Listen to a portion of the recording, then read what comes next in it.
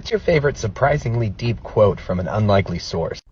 Hey, look, it was like 2011, 12.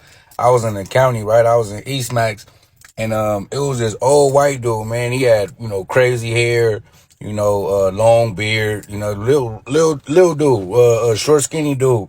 He looked like Charles Manson a little bit on the real, but he was cool, super cool. He like kind of stuttered a little bit, right? But we used to call him Professor. Man, he was the smartest dude I ever met. Like to this day, dude, probably the smartest dude I ever met. He was like Rain Man.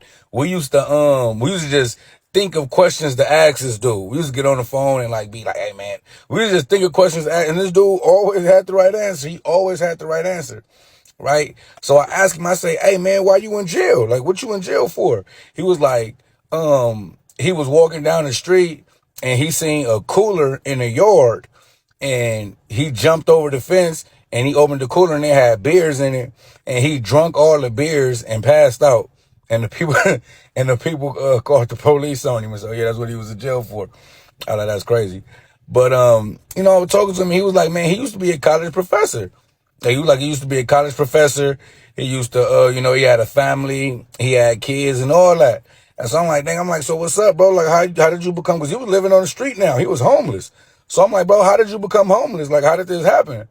He was like, man, just one day he woke up and he was tired of this shit. He was like, man, I was tired. You know what I mean? I was tired of having to go to work. I was tired of people depending on me. I was tired of having a schedule and I just wanted freedom. I think he went crazy, but he was just like, he was just tired. You know what I mean? He was tired. He was like, this is the most freedom he ever had living on the streets. He don't gotta be nowhere. He ain't nobody expecting nothing from him. He just living freely. And this was the quote. He told me, and I never forgot this, and I held this to heart. This was the quote. He said, never take on responsibilities you don't have to. Never take on responsibilities you don't have to. Let that marinate.